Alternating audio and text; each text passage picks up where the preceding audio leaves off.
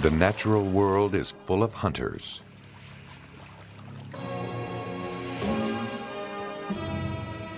It is a world of the quick and the dead.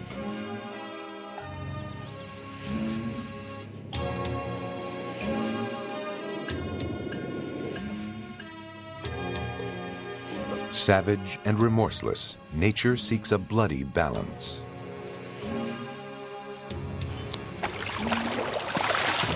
Predator and prey are the eternal players in a game with the highest stakes of all, nature's deadly game.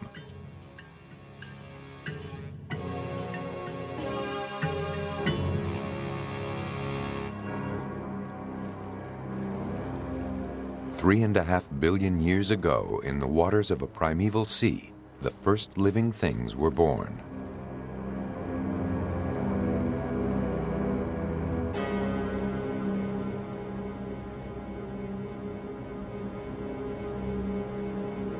Some 2 billion years ago, multi-celled organisms evolved in the Earth's oceans. And 1.5 billion years later, the first predators came onto the scene. Strange new creatures, alien and deadly, began cruising the once peaceful waters for prey.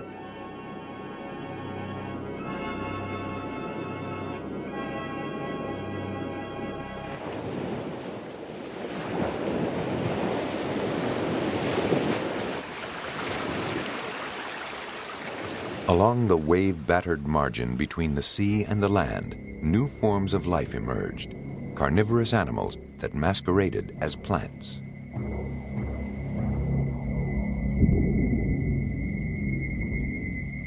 Among the flowery hunters were the anemones, their voracious mouths ringed with deadly tentacles, and the shrub-like basket stars, which cling to the sea floor, waiting to seize passing prey with their skeletal arms.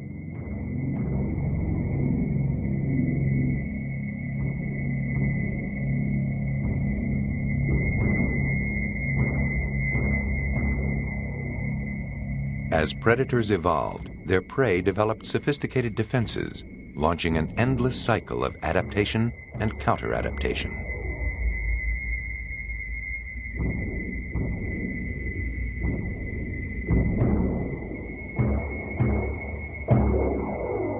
For many sea dwellers, the first line of defense was armor, a sturdy shell to protect the delicate creature within.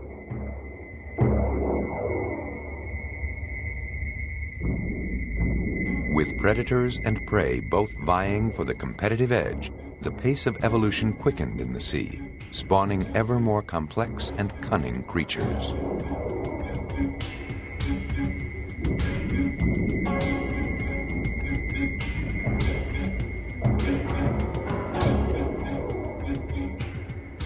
Today, the giant Pacific octopus, with an arm span of up to 30 feet, is a tireless hunter of armored invertebrates, like this shore crab.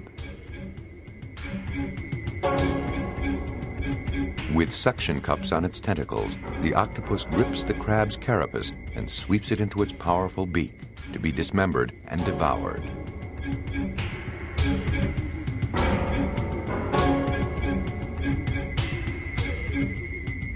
In an attempt to protect its nest, a lingcod attacks the octopus, which reacts by turning an ashy white, a sign that its emotions have been aroused.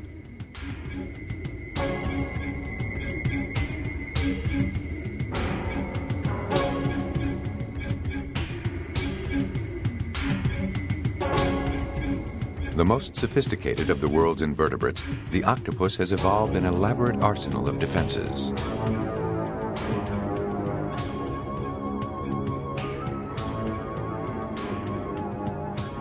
To counter the lingcod's painful bites, the octopus relies on a secret weapon, a blinding cloud of ink.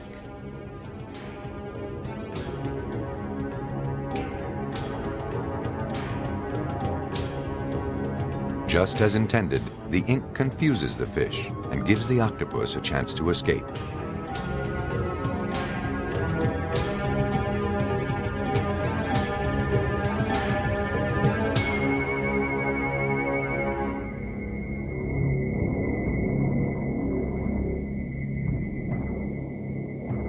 The wolf eel is the arch rival of the octopus, competing with it for prey and for the rocky crevices in the reef where it makes its lair.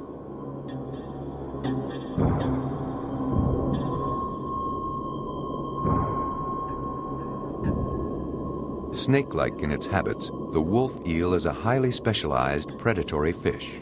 Its powerful jaws have evolved to crush the shells of crustaceans.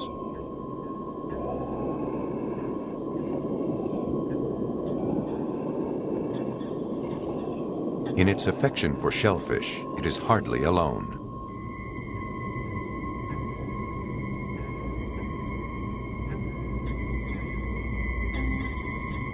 With its suction-tipped arms, the giant sunflower sea star is one of the sea's most formidable predators, but its prey is not defenseless.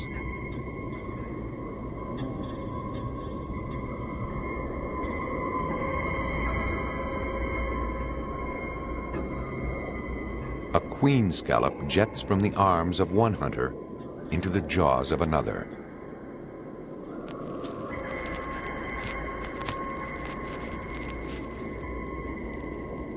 The wolf eel seldom searches for food, preferring to wait in its lair for meals to come to it.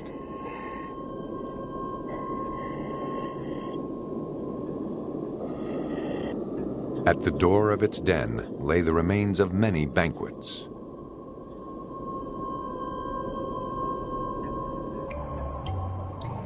To avoid being eaten, the surgeonfish has evolved razor-sharp scalpels at the base of its tail, which it flails at any who dare to attack it. The spines of the elegant lionfish serve a similar function, protecting it as it drifts through the reef.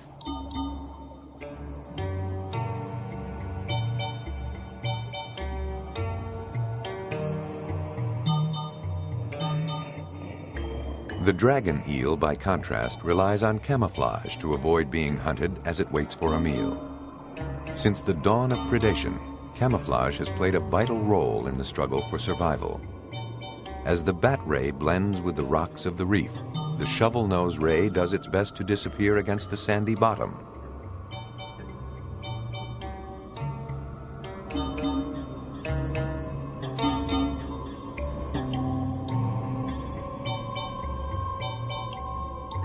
In the deadly contest, both predator and prey have evolved ingenious disguises, ways to persuade hungry eyes that they are not what they may seem.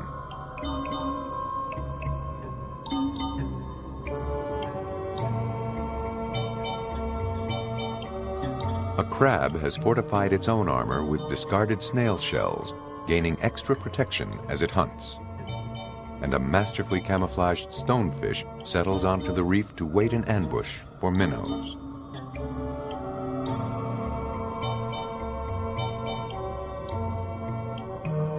But the ocean's ultimate camouflage artist may well be the flounder, a fish that blends almost perfectly into the sandy bottom.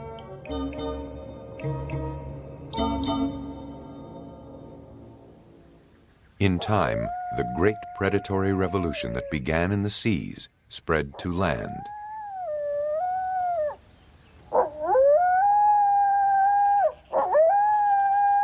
A new day had begun, and haunting new sounds shattered the tranquil dawn.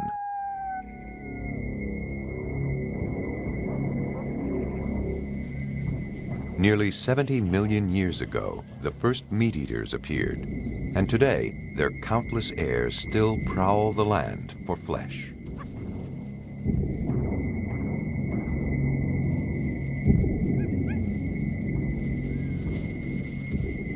In the American Southwest, a 3-month-old coyote pup gets some much-needed practice in the art of the chase and the kill.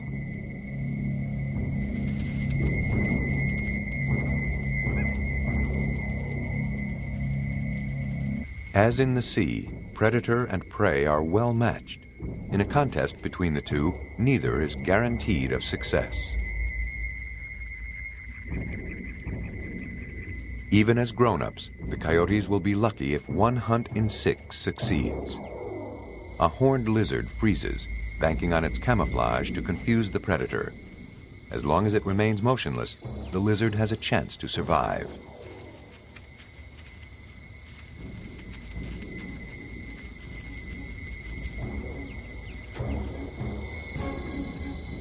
But the young hunters have learned to trust their noses.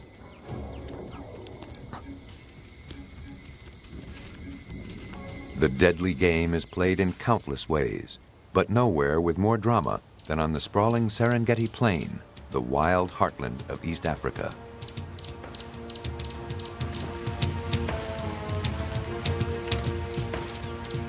In a setting that has changed little since the last ice age, herds of grazers, millions strong, sweep the plains in a restless quest for fresh, green grass.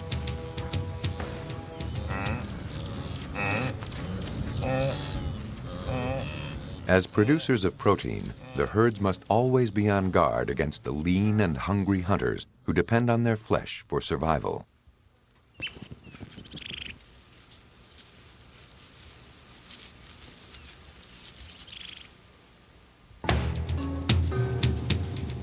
A pack of wild dogs has targeted a young impala.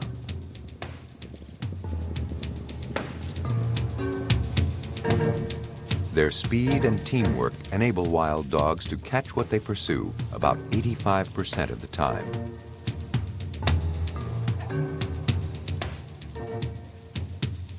But the dogs are merely links in the food chain, helping to recycle the energy their prey obtained by grazing on the land. Everything is consumed. Nothing goes to waste.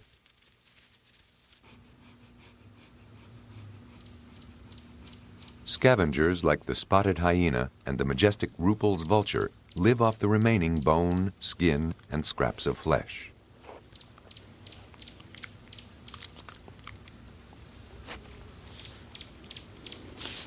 The silverback jackals are hunters in their own right and fierce competitors, even among themselves.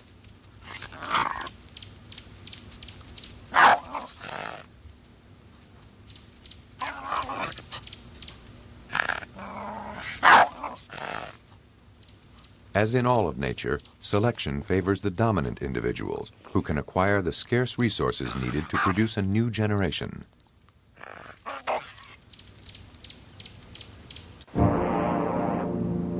Here, the need for water drives the deadly game. The Nile crocodile and the wildebeest are players in an age-old ritual, adversaries in a battle for survival that has raged for millions of years.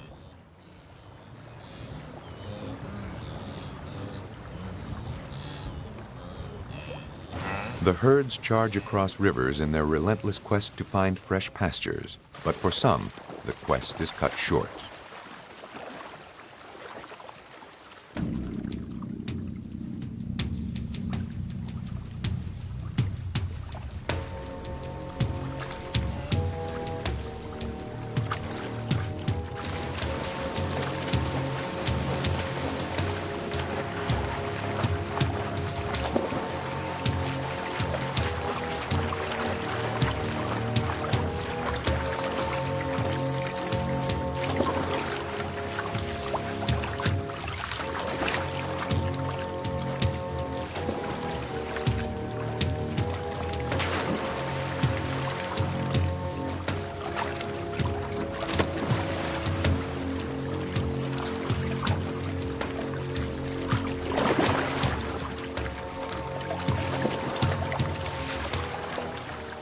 The Nile crocodile kills by clamping its jaws into its victim and forcing it down until it drowns.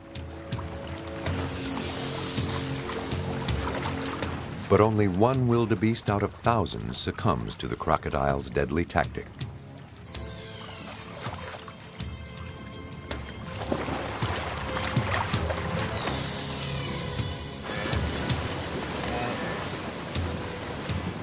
Through countless generations, animals have refined their skills of slaughter and evasion, camouflage and pursuit. Over the millennia, predator and prey have become ever more successful, but neither tends to hold the upper hand for very long.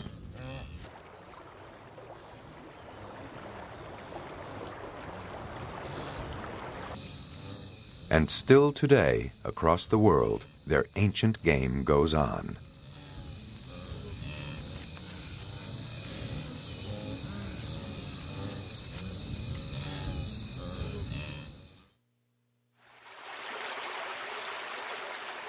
No region on Earth is more thronged with life than the vast Amazon basin. Though this world may seem serene, deadly struggles rage beneath its surface.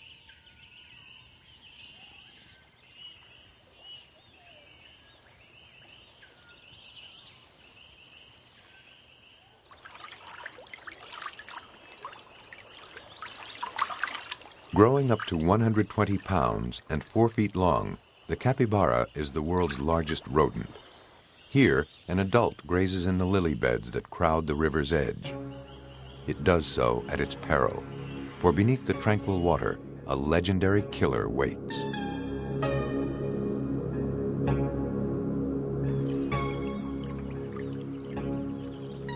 The capybara risks its life in the world of the red piranha.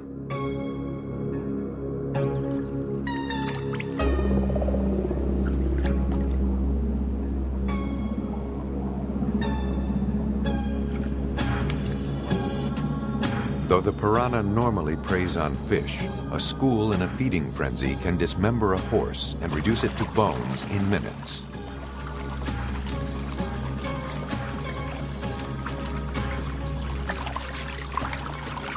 While many mammals feed on fish, the capybara has fallen prey to one of the few species of fish that occasionally feast on mammals.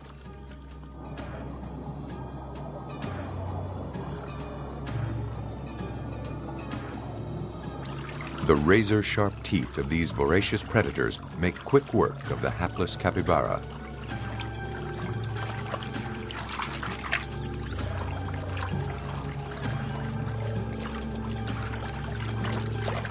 Growing to more than a foot and weighing up to 10 pounds, the piranhas are awesome killers, even if attacks such as this are rare.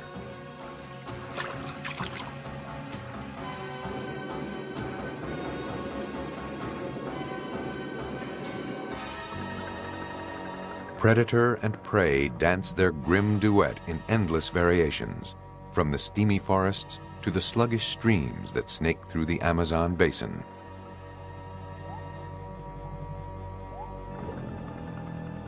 These silt-rich waters are home to more than 2,000 species of fish, a large menu for a host of hunters.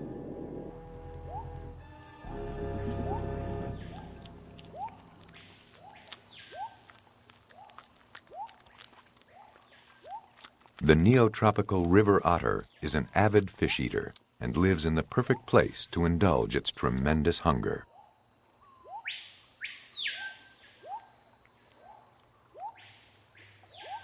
Surrounded by a seemingly limitless food supply, it may capture and kill more than 2 pounds of fish in a day. When catching fish, the otter's jaws and paws perform equally important tasks.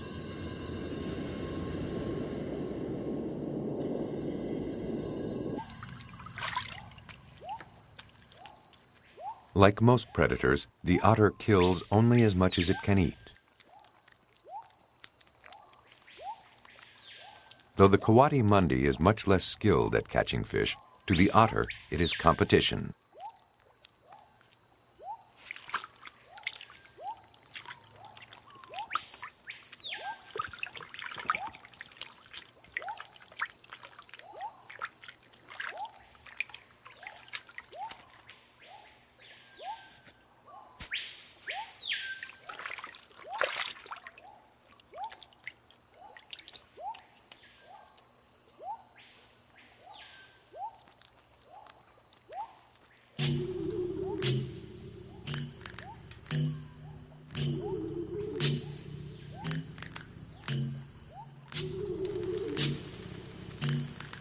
Ants can be fearsome predators. What they lack in size, they make up for in numbers. In the Amazon rainforest, a battalion of army ants raids the nest of another, more docile ant species, bearing away the eggs of its rivals to feed its own young. The army ants' marching columns, sometimes more than 1 million strong, terrorize the small creatures of the forest floor. An unlucky katydid has succumbed to the horde and will quickly be devoured.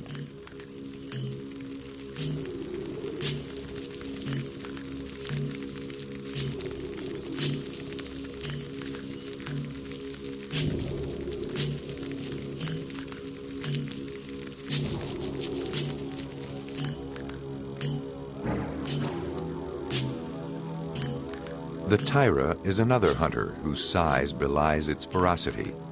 Its dagger-like claws and sensitive nose are the tools of an expert snake killer.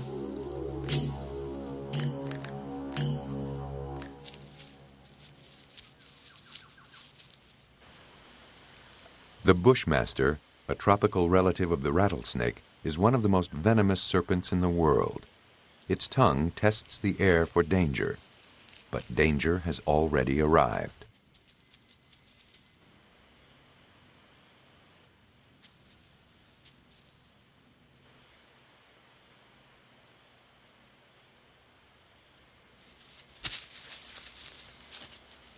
A South American cousin of the weasel, the tyra specializes in deadly snakes.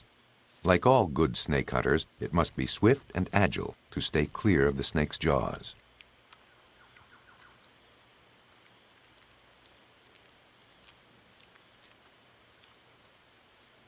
As a predator, the tyra helps to control the snake population, just as the snake controls the population of its prey.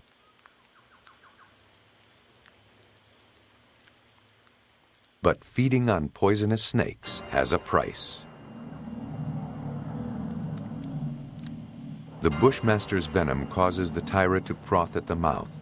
Amazingly, it is resistant to the poison and will survive to hunt again.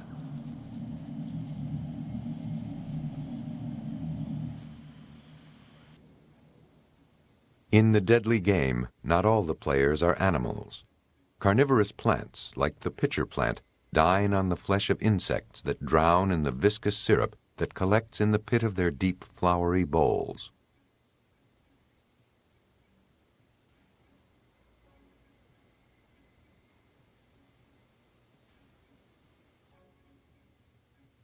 The sandu is another seductive killer, snaring its prey with tentacles tipped with one of nature's stickiest substances.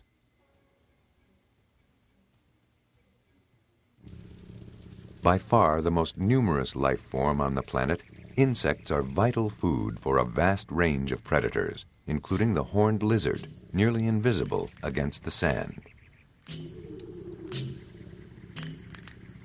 A monster in the world of insects, the lizard feasts on protein-rich ants, using its sticky tongue to nab the unwary.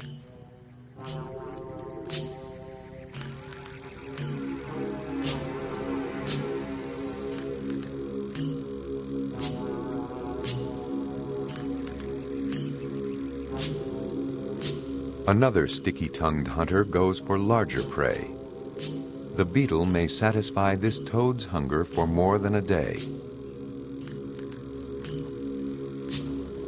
As in the sea, where predation began, camouflage is an essential part of the art of hunting on land. A pair of toads sit in a freshwater pond, barely visible to predators or prey.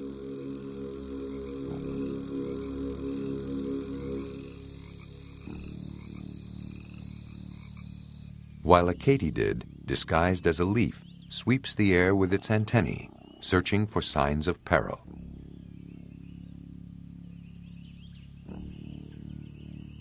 To many tiny bugs, the praying mantis appears to be just some twigs and a leaf.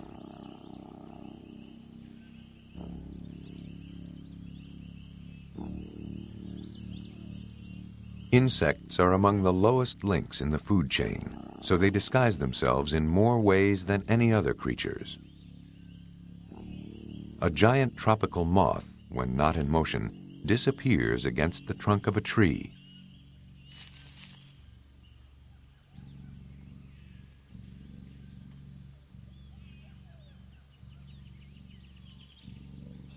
And a butterfly wards off predators with markings that resemble the eyes of an owl.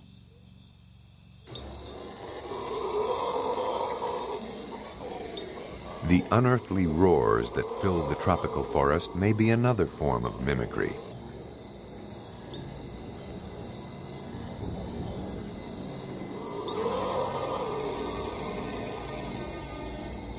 These are the howls of the howler monkey, a species whose vocal skills have been compared to a chorus of jaguars roaring in unison.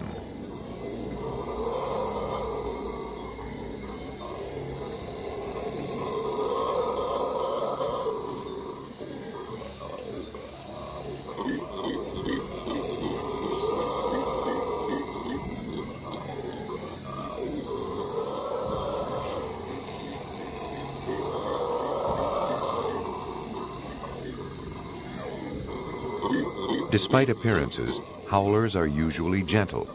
They roar simply to keep intruders out of their territories.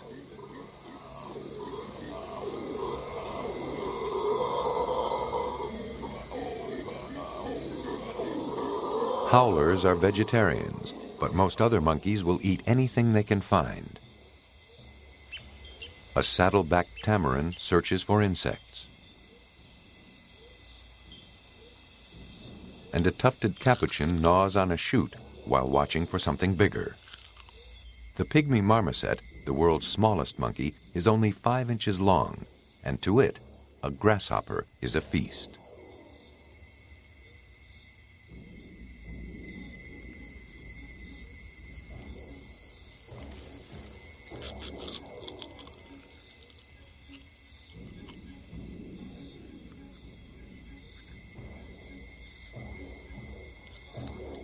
The tiny monkey supplements its diet of leaves, plant gums, and fruit with any insects it is able to catch.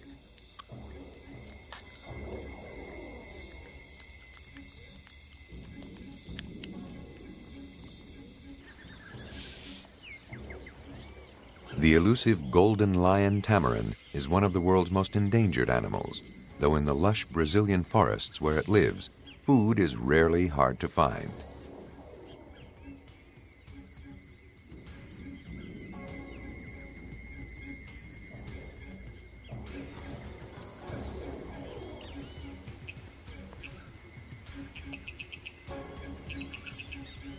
The little monkey's dexterous fingers are ideal for extracting caterpillars from the boles of the bromeliads where they hide.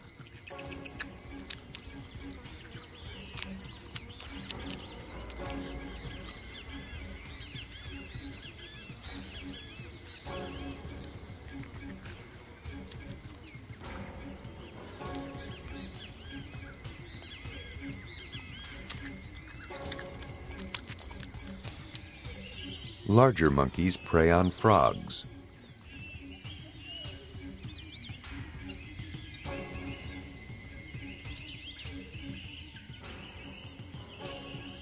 The buffy-headed marmoset has found its dinner.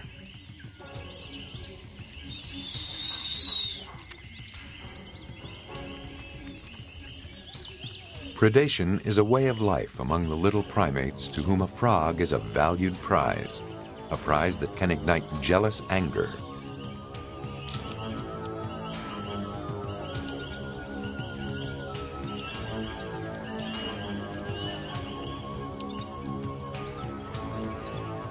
Some have seen the roots of human warfare in the contest over food.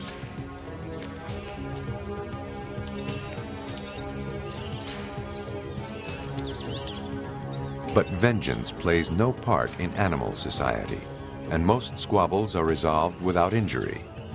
In the end, it is the most proficient who prevail, the ones who play the deadly game best.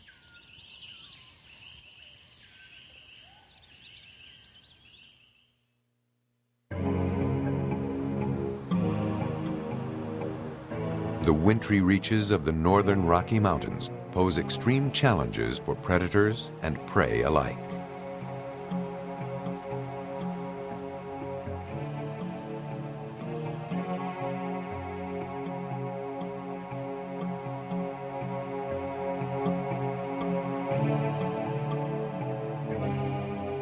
In late fall, great herds of elk gather in the mountain valleys to graze and take part in the rut. 2 bulls lock antlers in a duel over a female. Only the winners of such contests will sire offspring and pass their genes to the next generation.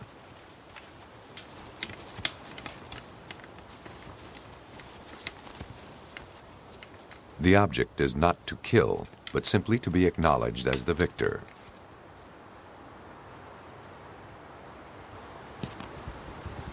In this icy world, weather is the cruelest killer.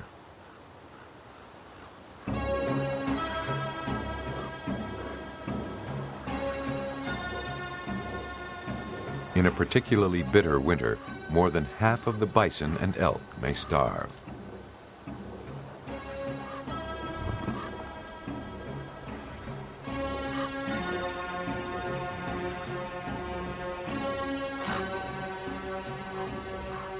But for scavengers like the coyote, the cold means abundant food.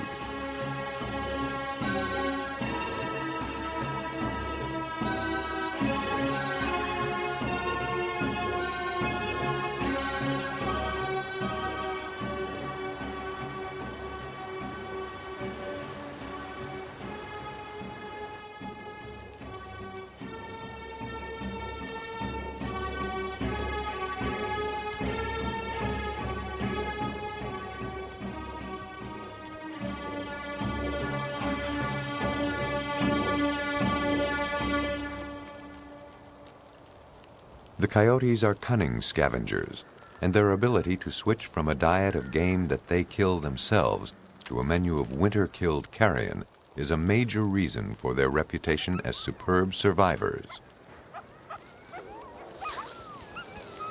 When meat is scarce, members of rival packs compete aggressively. But coyotes resolve disputes with posturing and threats, rarely with bloodshed.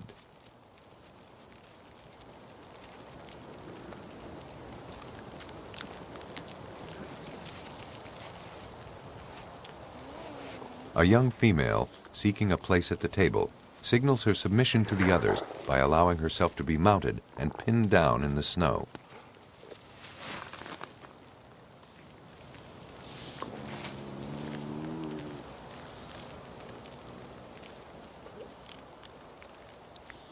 As the ritual requires, she plays dead, hoping to persuade the others that she is no threat.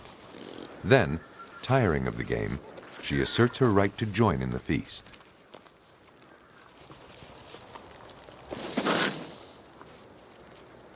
Though generally content to be alone, winter makes the coyotes sociable. Strangers come from miles away, lured by the promise of a meal.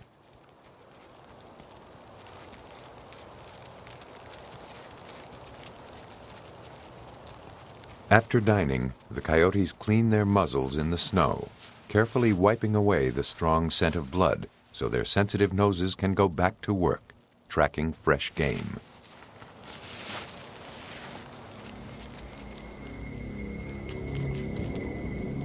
The black-billed magpie is another highly adaptable hunter that relies on carrion in winter.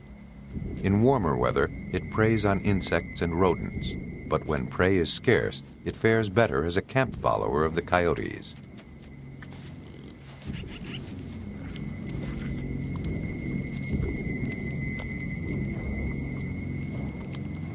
As it weeds out the weak, winter rewards the resourceful.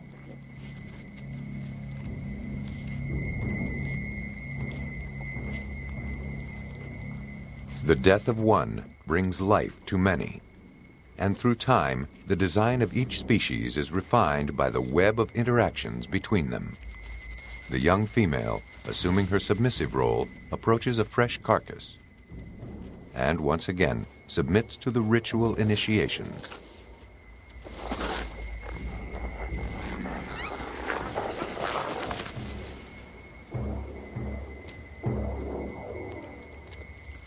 The scavengers feed until the last scrap is consumed, and the energy that was once stored in the tissues of the prey is transformed into fuel so that others may survive.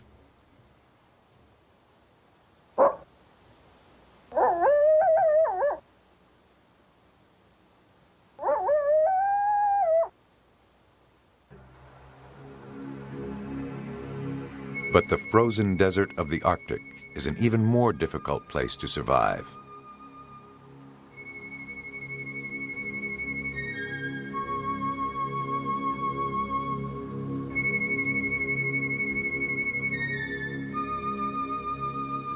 This is the realm of the polar bear, the biggest land predator on the planet. Suction cups on the soles of the bear's feet equip it for life on the ice, where the bears rear their young and search for fresh meat.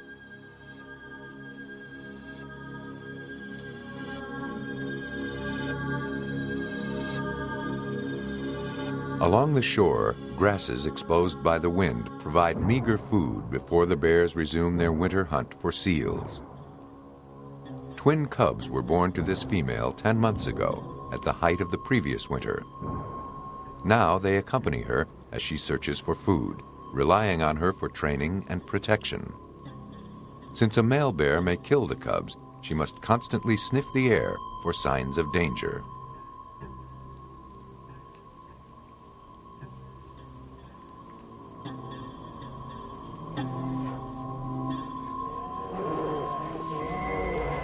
In the mating season, the big males battle ferociously over females and sometimes lose their lives.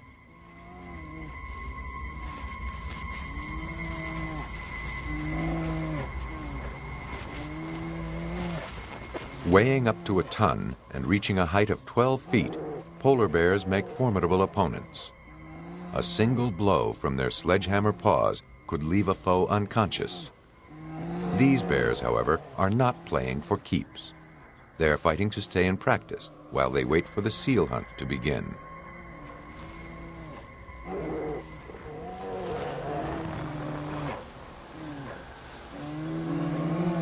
During this restless time, the great bears fast, relying on vast stores of fat from the last hunting season. These play fights are draining, and by the end of autumn, the bears will be famished and surly.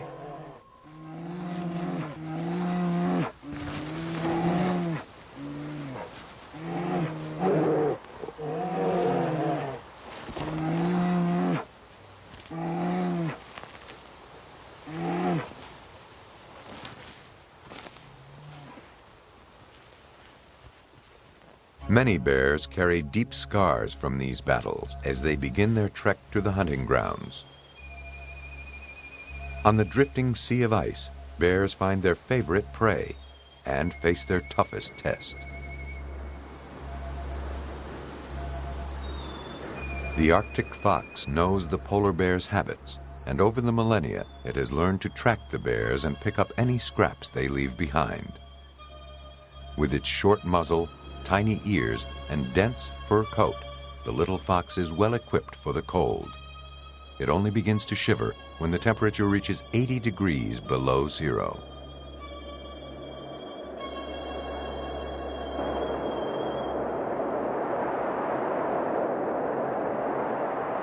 The fox's fur-soled feet provide traction on the ice and protect it from the cold as it searches for a meal. But the biting wind bedevils the fox and the bear alike. In this frozen waste, the bear tolerates the fox so long as it keeps its distance.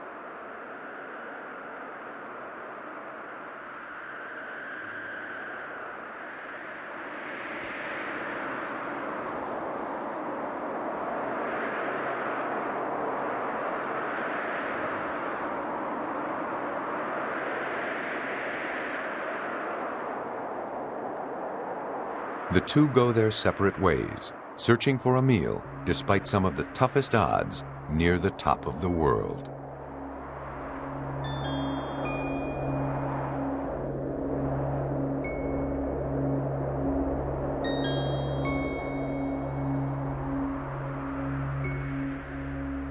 When the hunting is poor, as it often is, the great bear makes a daybed in the snow to doze and, perhaps, daydream about seals.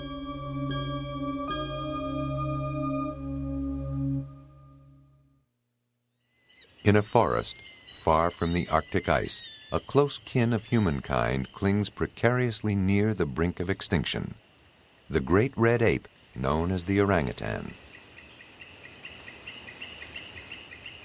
Confined to the islands of Borneo and Sumatra, the orangutans are in many ways mirrors of ourselves.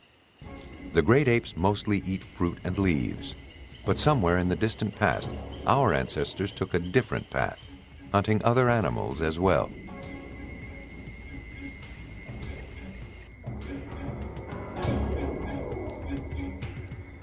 Scientists used to think that chimpanzees were exclusively vegetarian. But a closer look has revealed that they also eat meat, relying on animal prey for as much as 5% of their diet.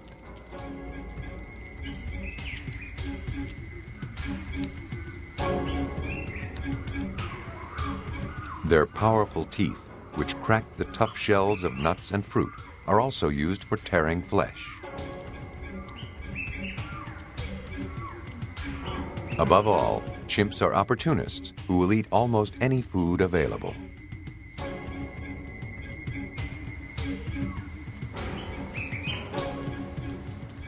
Fruit is the mainstay of their diet, but fresh meat is greatly prized, and chimps have been known to kill and devour infant chimps from rival groups, even when other foods are plentiful.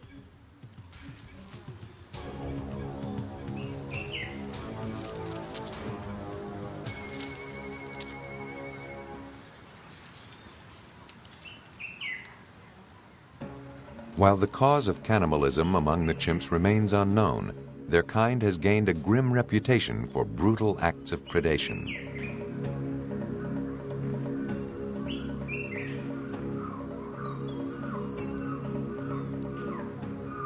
In some parts of their range, hunting parties of adult male chimps stalk and kill the smaller monkeys who share their forest home.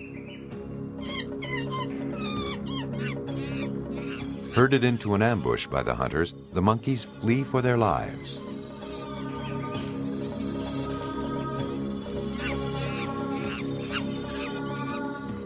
With a party of males on the prowl, a cautious mother moves her infants to safety.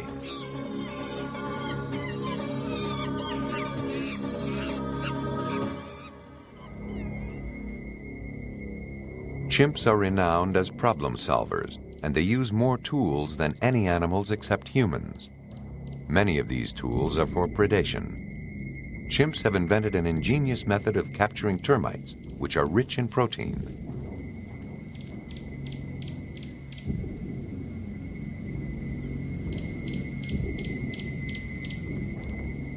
With a stick moistened with saliva, a chimp fishes for the insects, pulling them out of their nest one at a time.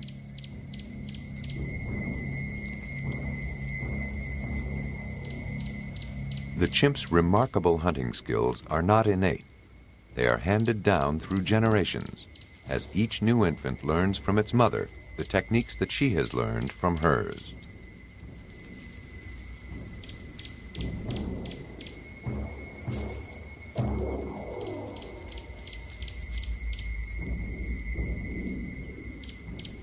From here, it's a relatively small step to humankind.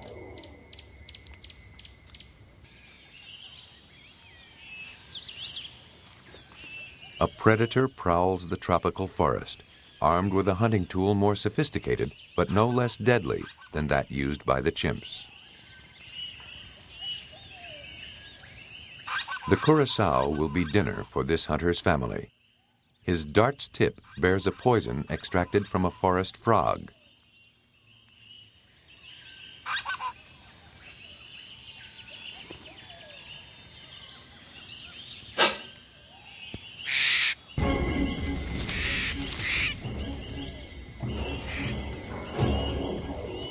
The hunter's skill is rewarded.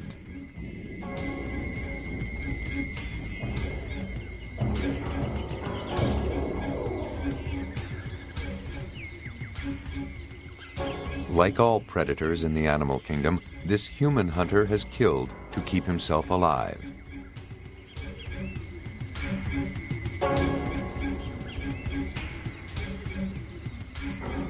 So it was for thousands of generations, and so it remains today in remote parts of the world.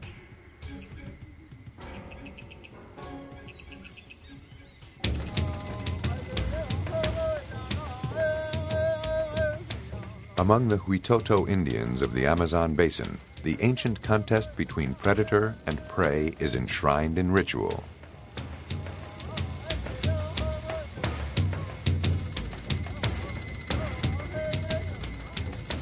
Through the dance, the Huitoto ask the gods to bring them good fortune in the hunt and to guard their families and themselves from the deadly predators who live beside them.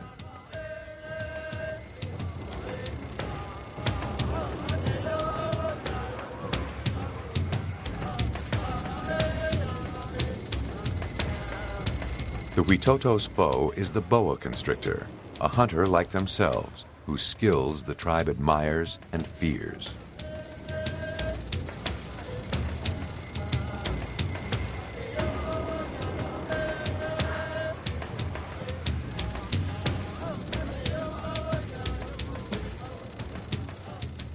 By symbolically subduing the great constricting snake, the hunters partake of its awesome power, the power of a master predator.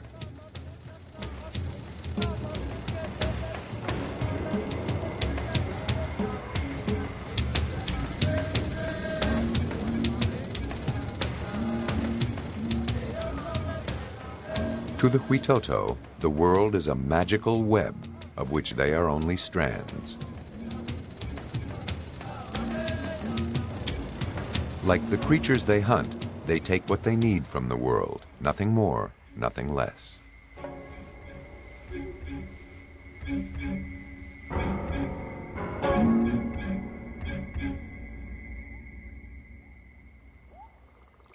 But much of mankind, in its long march from mere survival to what we call civilization, has followed a different path.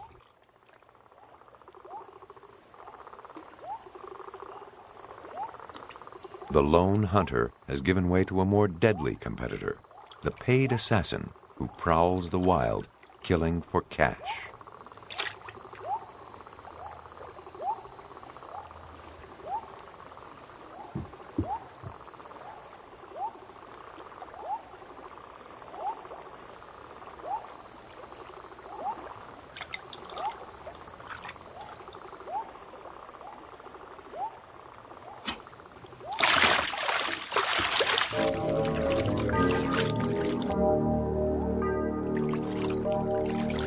The poacher has replaced the subsistence hunter and upset the ancient balance between predator and prey.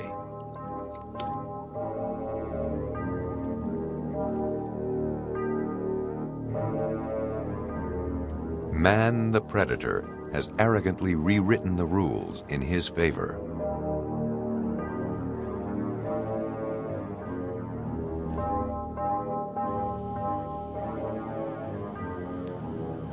Though it may seem brutal to our eyes, predation in the natural world balances out, so neither the hunter nor the hunted gain the ultimate advantage.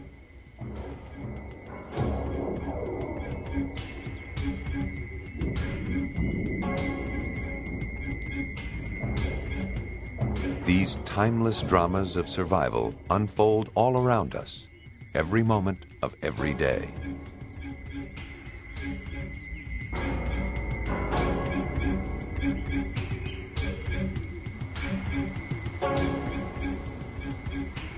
There is a balance here that we would do well to remember and preserve.